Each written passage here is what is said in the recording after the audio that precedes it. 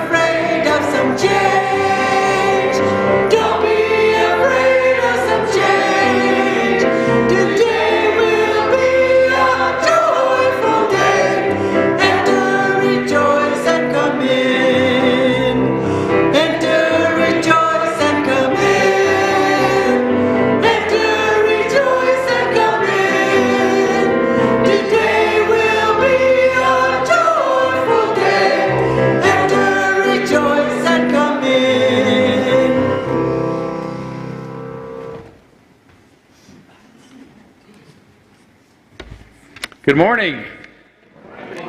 Welcome, everyone. Welcome to the Unitarian Universalist Church of Spokane. Great start to the morning. Thank you. Where we join together to create a nourishing, liberal religious home and to champion justice, diversity, and environmental stewardship in our wider world. Or, as we say in short, to create community, find meaning, and work for justice. Yes, welcome to everyone. Glad you're here. We begin, as usual, by welcoming all that you come with, all of your uniqueness, your unique beliefs, your background, your lifestyle, your experiences, all that helps make you who you are is welcome here today. And this includes the many, many of you in the room here today. Oh, there they are. Sorry. Many of you. Right behind you. Yeah.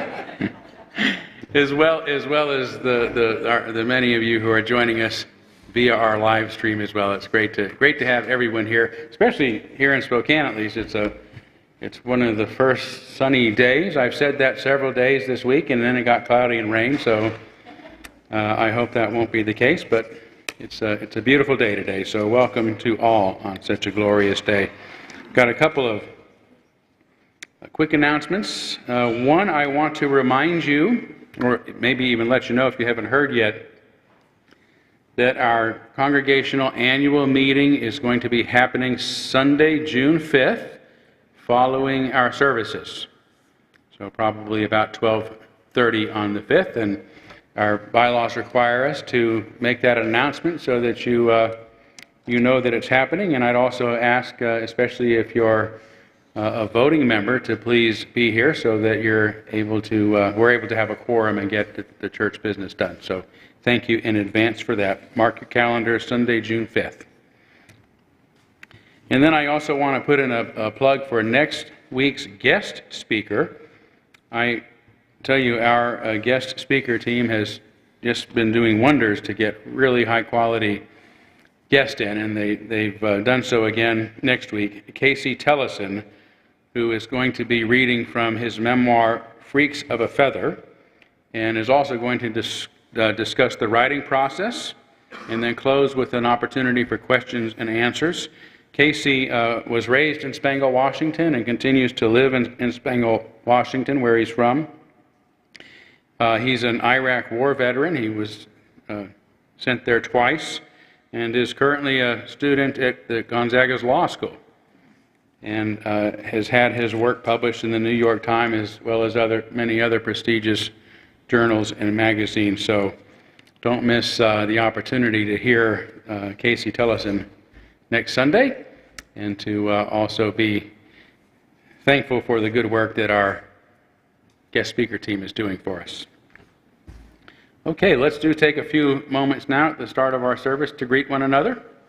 If you are joining us from our live stream, you'd be welcome to send us or somebody you're thinking of a text or an email or something like that. So thank you.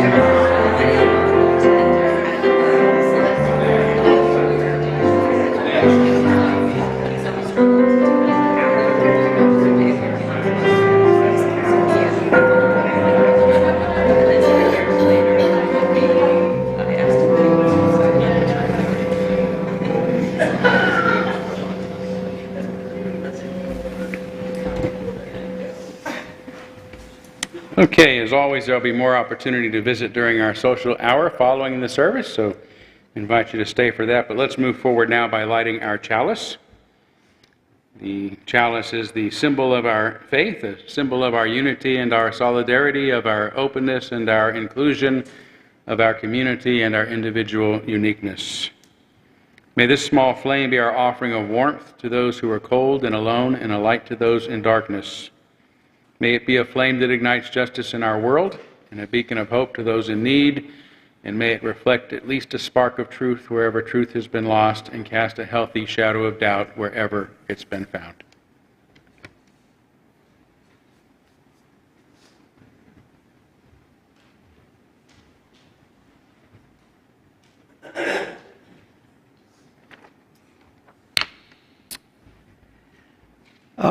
For our opening reflection, I offer these stanzas from the poem, An Opinion on the Question of Pornography, by the Polish poet Wisława Szymborska, winner of the 1996 Nobel Prize for Literature. There's nothing more debauched than thinking. This sort of wantonness runs wild like a wind-borne weed on a plot laid out for daisies. Nothing's sacred for those who think. Calling things brazenly by name, risque analyses, salacious syntheses, frenzied rakish chases after the bare facts, the filthy fingering of touchy subjects, discussions in heat, it's music to their ears. They prefer the fruits from the forbidden tree of knowledge to the pink buttocks found in glossy magazines, all that ultimately simple-hearted smut. The books they relish have no pictures.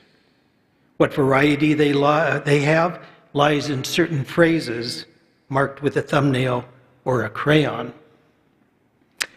During these trysts of theirs, the only thing that's steamy is the tea. People sit on their chairs and move their lips. Everyone crosses only his own legs so that one foot is resting on the floor while the other dangles freely in midair. Only now and then does somebody get up, go to the window, and through a crack in the curtains, take a peep out at the street.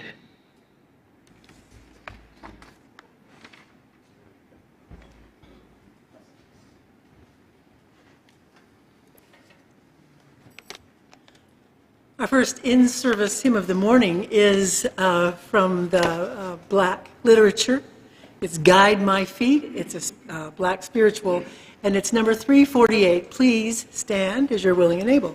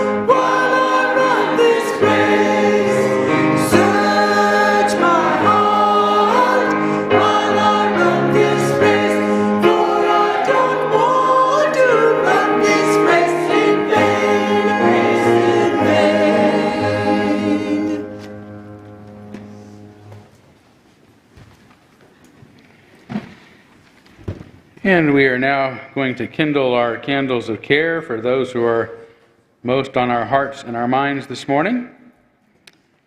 And you're going to go to the candles and help us light them?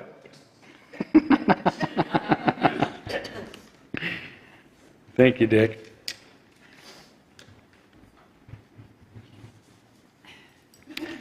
And we'll begin with a candle, as we have been for our brothers and sisters, our Ukrainian brothers and sisters across the waters, as well as the people of Russia and so many other places that are being impacted by what's happening there. Also a candle for a church member, Mary Monroe. Mary was hospitalized earlier this week and she's not doing so well, so please keep her and her family in your thoughts. And let's take a moment of silence on behalf of others that you might be thinking of, and you'd be welcome to name them aloud at this time if you'd like.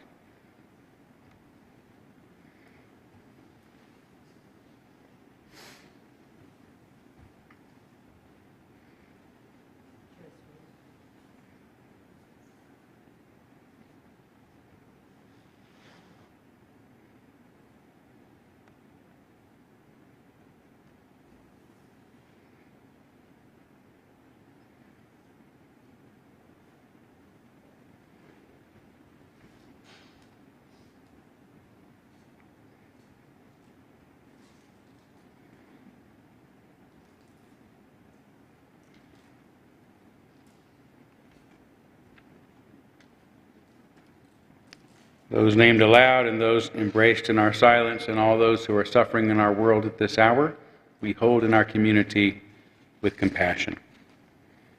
And we now gratefully give and receive this morning's offering, which helps sustain this community and our mission to the larger world.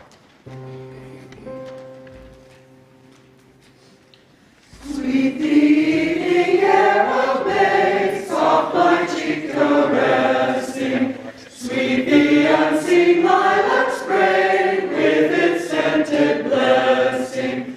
White and ghostly in the gloom, shine the apple trees in bloom. Apple trees in bloom. Sweet the evening air of May, soft my cheek caressing. Sweet the unseen lilac spray, with its scented blessing.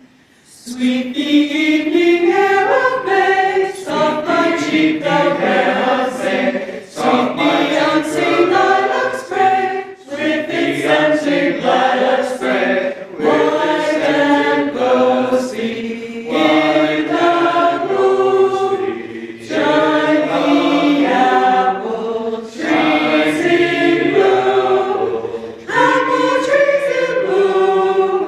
Apple trees in air of May, soft my cheek caressing. Sweet the unseen lilac spray, with its scented lilac spray, with its scented blessing.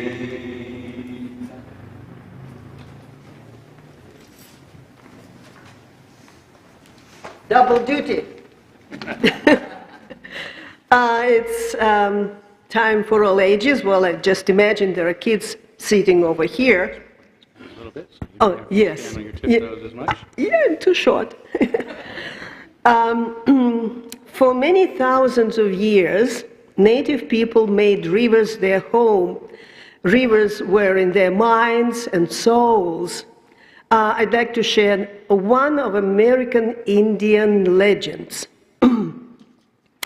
Rivers started out as tiny, clear streams high in the mountains and ran through valleys and plains. Their waters were swollen up after heavy rains, but during hot summer days, they would be reduced to a trickle. At the end of their journey, the rivers had to merge with the sea. Then, the rivers that flourished all the way would lose their precious freedom forever. And yet, they couldn't stop themselves from flowing, could they? So the rivers continued to flow. As they were headed to empty their waters into the sea, the rivers were making noise, talking to each other. "This is unfair," they said. "It's bad enough that we have to merge. It's even worse that our sweet, drinkable water becomes terribly salty and tasteless when we merge with the sea."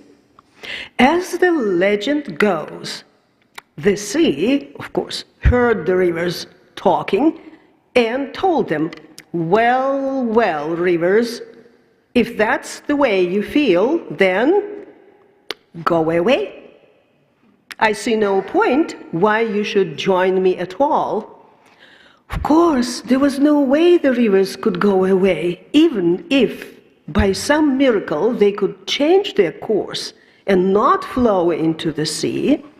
Their very survival was at stake. We know that very few rivers can last on their own. Most of them would dry up and die.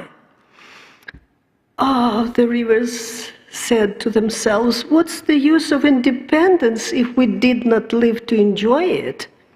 That is why the rivers decided to make peace with the situation and merge with the sea. Of course, that was the legend. In fact, some rivers empty their waters into lakes, not oceans or seas. And when I first came to Spokane, I did not know that Spokane River was flowing out of Lake Caroline, and that this river joins the largest river of the Pacific Northwest, Columbia River. And then I discovered that Spokane River is even unique because of its waterfalls right in the center of the city. And I went there and looked at the falls. Have you been downtown recently? If not, go. Go downtown to listen to the sound of the river roaring and feel the drops of water on your face.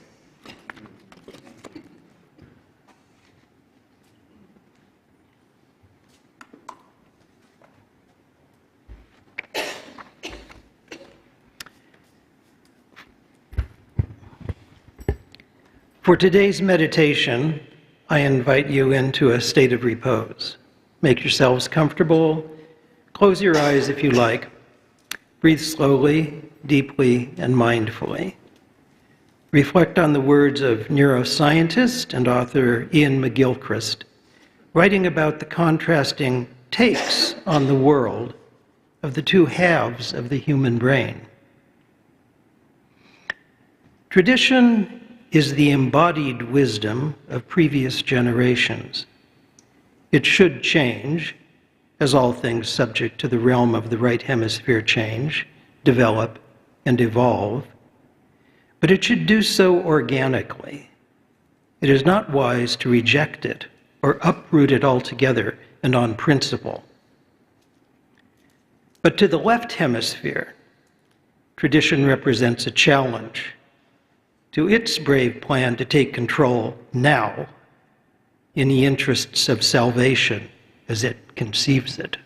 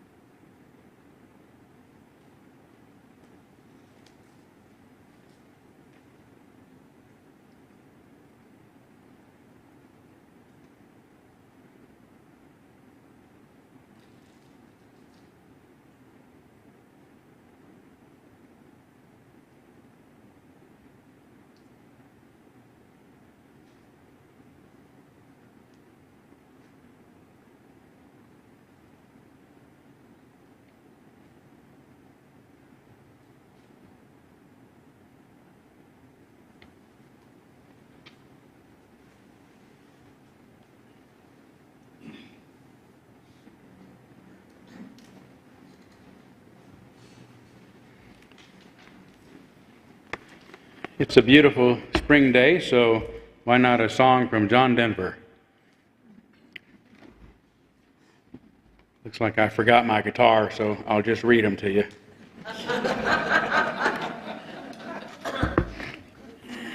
This is called Spring.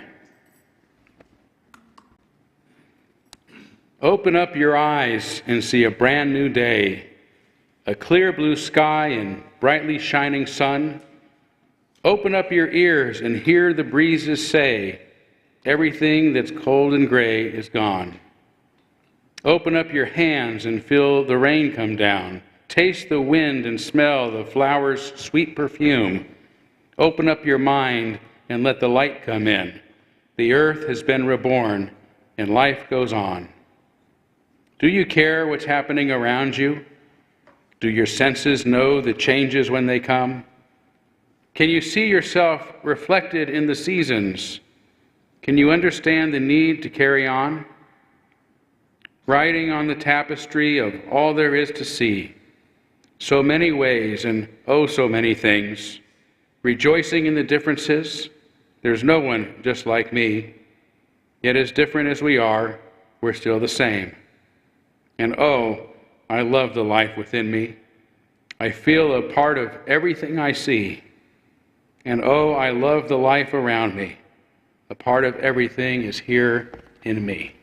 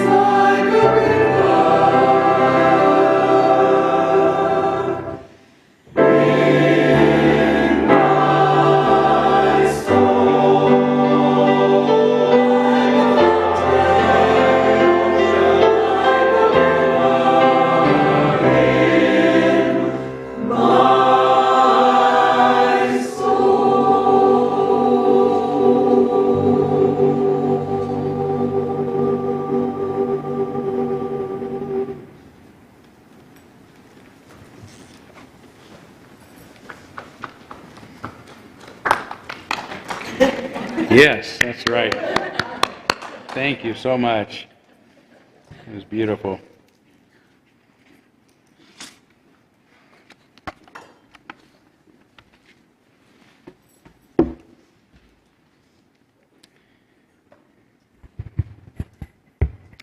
Pigs is Pigs is the title of a 1937 Warner Brothers cartoon about, what else, a pig.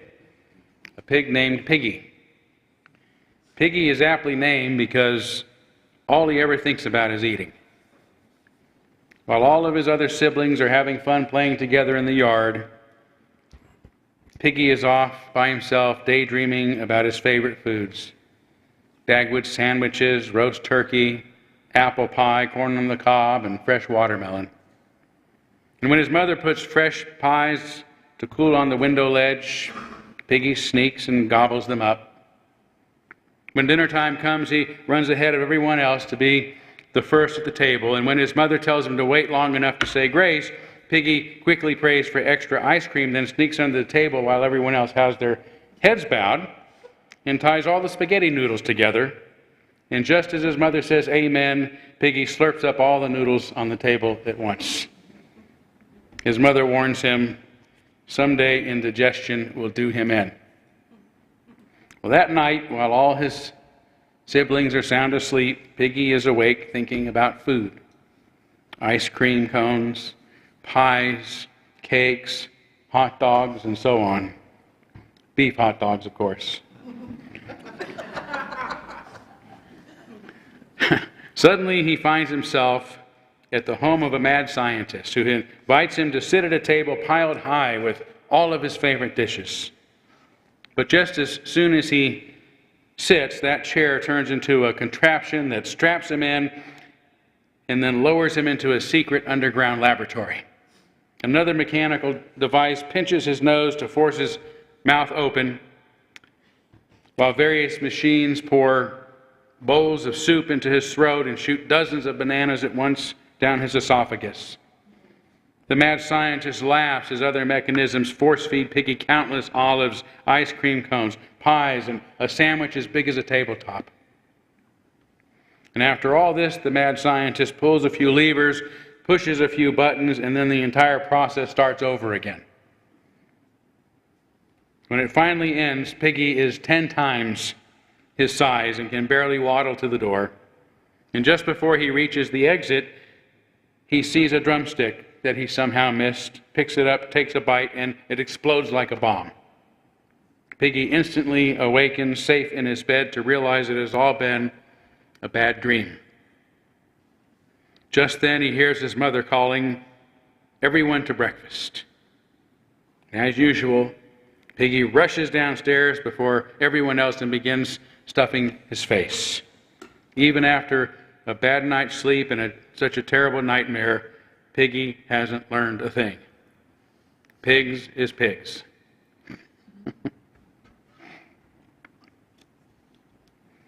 Like Piggy, I doubt if Americans are done with our addiction to all-you-can-eat buffets either,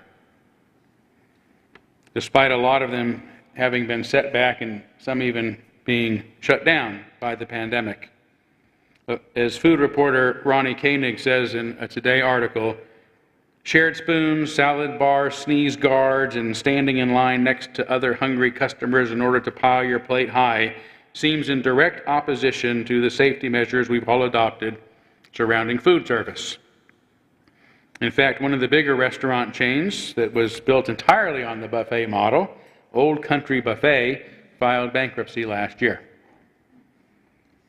Even so, Lance Trenery, president and CEO of the most successful buffet chain of them all, Golden Corral, is confident the buffet will survive COVID-19.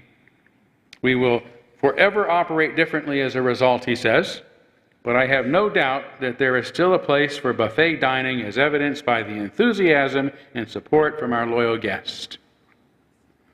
As another food expert, Brian Bartles, writes, excess and America have always played in the same sandbox. From our portion sizes to our wines to our politics, we Americans like things big. There's no better example of our love of excess than the buffet, the cultural touchstone of culinary decadence that is so archetypally American. When all is said and done, what is more American than the almighty buffet? But I really don't want to talk about the buffet industry today. I only mean to point out how much the buffet mindset has become part of our culture since it began, where else, in Las Vegas in the 1940s. It's a mindset that might best be illustrated by the difference between carefully choosing and not having to choose at all. Nor is it a mindset in which one needs to cooperate with, compromise with, or consider the wishes of others. Normally, those planning to go out to eat together must first powwow to determine what kind of food they can all agree upon. If some want Chinese, some want Italian, and others want pizza, then they're going to have to do some relational work, like compromising, to make sure that everyone involved is satisfied with the decision. Then, upon arriving at the restaurant, each person must carefully examine the menu and choose which, among the many choices, is going to be the best choice, always with a bit of dread that they might end up wishing they'd have chosen something else. Ooh, that looks good, right? I wish I'd have gotten that. So the buffet makes it easy on us. There's no need to compromise or make hard choices. Just go someplace where everyone can get what they like. And if you don't like one dish, try another, as much as you want, as much as you wish. This is particularly great for foods that otherwise have to be shared, right? Like pizza or Chinese dishes. Go to a pizza buffet and there's no need to decide who likes and dislikes what toppings, or to share specific Chinese platters, because the buffet, just like that new hit movie, has everything everywhere all at once. When considering how this buffet mindset has spilled over into our wider culture, it seems to explain a lot about today's society. Today we act as if we shouldn't have to compromise what we want in order to relate well with others. We treat each other civilly, or why treat each other civilly, I should say, when we can all simply go to the buffet and have exactly what we want. And when it comes to determining which ideas and beliefs we'll choose, there's no need to scrutinize the menu, no need to be informed, no need to read up on all of our options. Just pick whatever you want and whatever you want to be true. It's all easy because all truths are equal, all you can believe, everything, everywhere, all at once. If I were to give this ideological smorgasbord a name, I'd call it the Postmodern buffet, because it's the same nonsensical mindset that defines postmodernism. In his History of Philosophy, A.C. Grayling says, it's based on the kind of thinking that is fundamentally about resisting what it sees or fears in science. That's a very brief definition of postmodernism. Postmodernism, which began in the 1950s, is a rejection, really, of the Enlightenment's commitment to reason and empiricism, to logic and science, in favor of relativism. Instead of using language to talk about real and verifiable things, postmodernism rejects the idea that any objective reality exists at all, believing as a result that every idea has equal standing and that one's lived experience has as much authority as experience itself. That is to say, one's subjective experience of events is the truth, even more than the objective experience, since there is no such thing as objective truth to begin with. The Enlightenment thinking our nation, along with our liberal religion, was founded upon, is rooted in the ideas of the earliest Greek philosophers 2,600 years ago that were rediscovered during the Renaissance, as you've heard me often say, that emphasize the importance of empirical reality and objective truth to be ascertained through the tools of reason and science, as well as the resulting belief in human nature and human agency. Postmodernism is a rejection of all of this in favor of relative truths and a disbelief in a common humanity.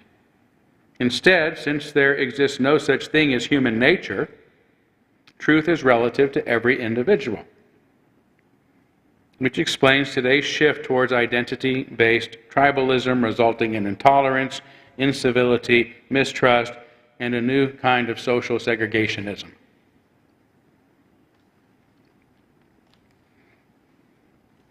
We're not all one species. How can we possibly get along? The problem with such thinking is it presumes that just because it is not possible to know the objective truth with absolute certainty, then there's no such thing as objective truth. It then erroneously infers that everything must be true. Firstly, our inability to be absolutely certain of the nature of reality or of truth doesn't mean they don't exist, only that we have limited powers of perception. Secondly, if we could prove there were no such thing as objective truth, it is still illogical to conclude that everything must be true. Rather, if there is no such thing as truth, we should conclude that nothing is true. Right? That's the logical conclusion, that nobody is right, that nobody knows the truth. Not that everyone knows the truth no matter what they believe.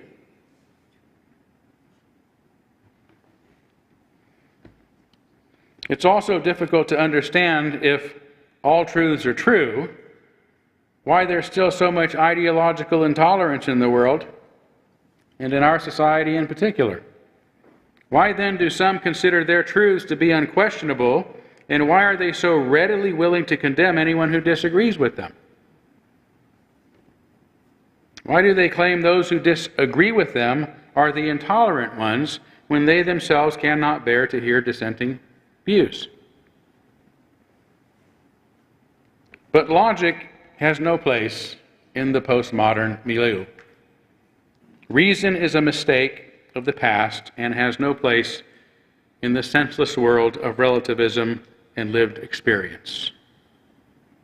Logic is part of the old oppressor's way of consuming experience, the old way of talking with others to determine the best course and reading the menu to make an educated choice about what might be the best answer. It's much easier just to go to the postmodern buffet where choosing is meaningless because you can have it all. Whatever you like, whatever you want to be true, no matter how unsubstantiated it might be.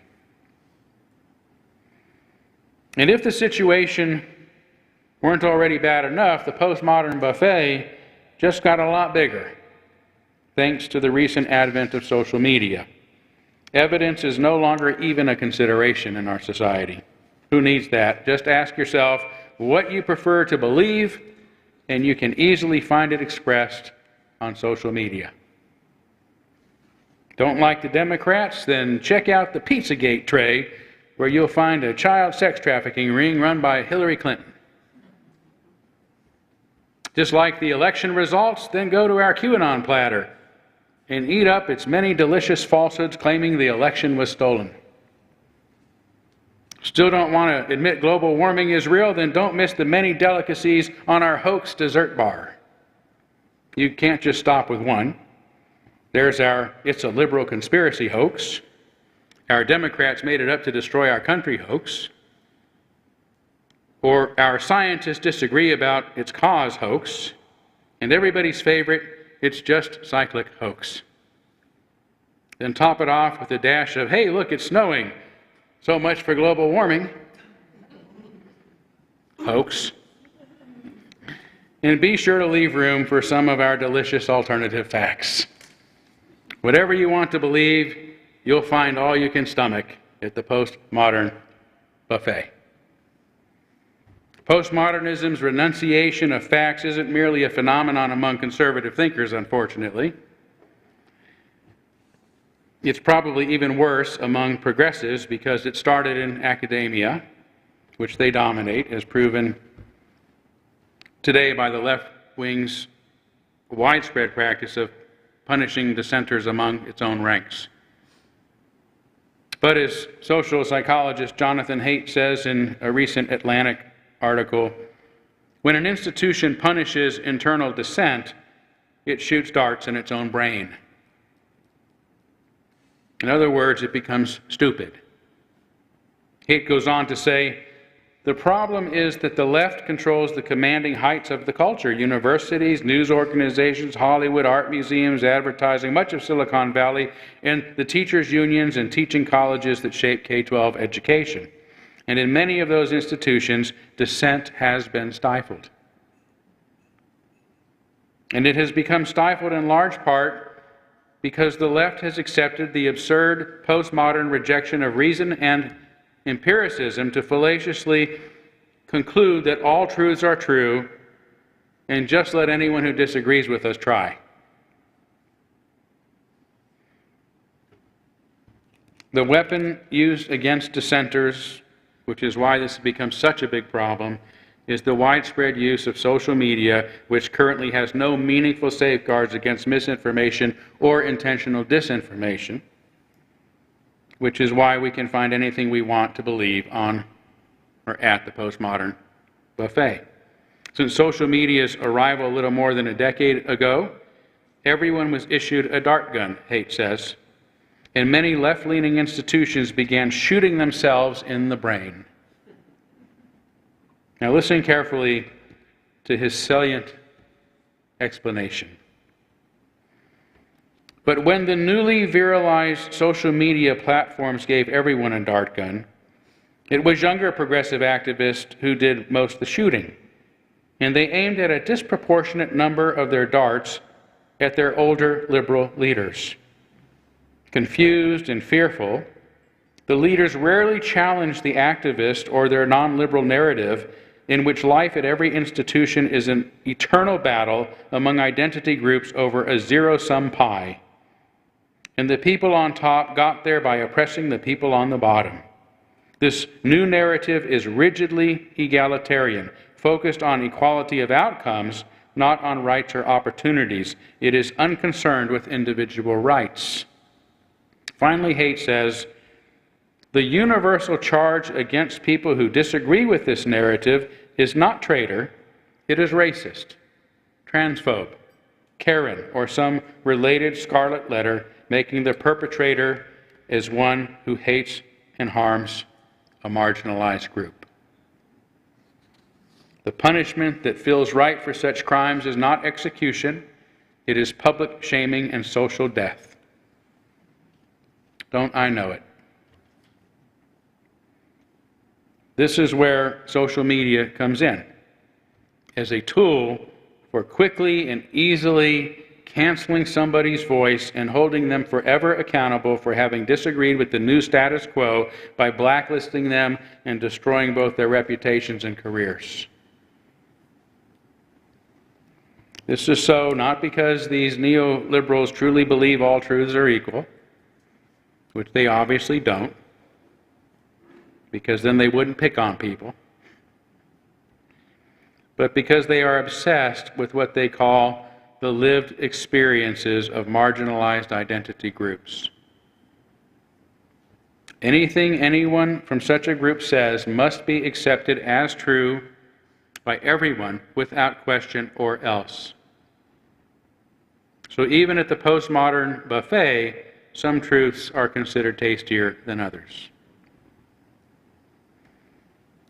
Whether we are on the left or the right, our society has reached an unprecedented period of what I call imbecility, or that which Jonathan Haidt just simply calls stupidity. We can't get along with each other because we disagree about things that are absurd to begin with. That's imbecility. While I agree that it is not possible for any of us to know objective truth with absolute certainty, it is illogical to conclude from this that there is no such thing as objective truth. I can only conclude that it is not possible for me to know anything for sure, which is why I am a liberal to begin with. Because I approach life groping in the darkness through liberalism's tools of reason and empiricism, seeking to grasp some data to provide me with reasonable hints upon which I can begin to understand reality and truth. This is also why another tenet of liberalism is tolerance. Right? When we don't know, when we can admit we don't know, then we're more tolerant of the opinions of others. We should not hate or attack or destroy those we disagree with or who disagree with us, because nobody can wholly claim to know the truth. Freedom, reason, and tolerance, that's liberalism and nothing less. Hence, by definition, those who have taken over many of our liberal institutions by attacking dissenters cannot be considered liberal. As philosopher David Chalmers puts it in his new book, Reality Plus, we live in an age in which truth and reality have been under attack. We're sometimes said to be in an era of post-truth politics in which truth is irrelevant. It's common to hear that there is no absolute truth and no objective reality. Some people think that reality is all in the mind, so what's real is entirely up to us. But Chalmers disputes this view, saying, reality exists independently of us. The truth matters. There are truths about reality, and we can try to find them. Even in age of multiple realities, I still believe in objective reality, he says. So, the next time you're trying to decide which truths you want to devour, try skipping the postmodern buffet. Instead, talk it over with some friends, preferably your smart friends. And when you do decide on a place, take plenty of time to get a good look at the menu so you can make a sound decision about which truths you will consume. Thank you.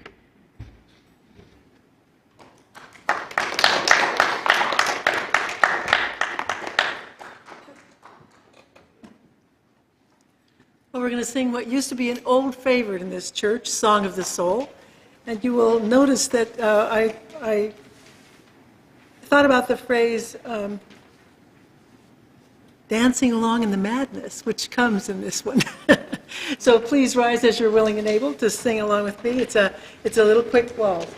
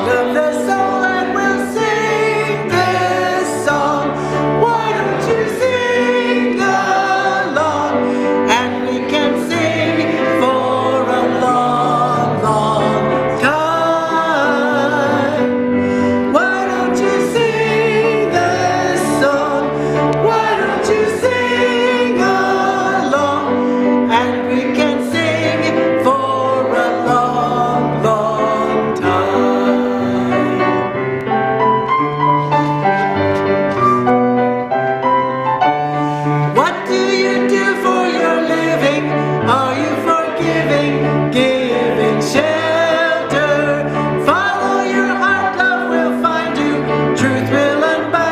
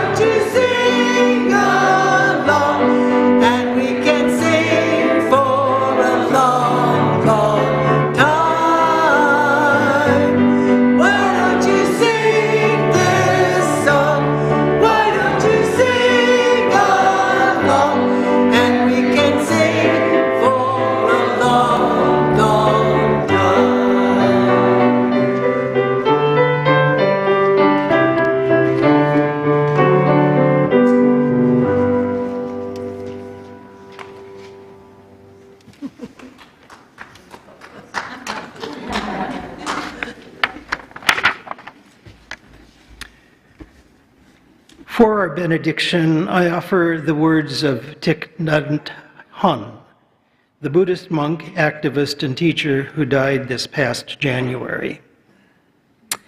Meditation is not to avoid society. It is to look deep, to have the kind of insight you need to take action. To think that it is just to sit down and enjoy the common peace is wrong. Amen, blessed be, salam alaikum, and shalom.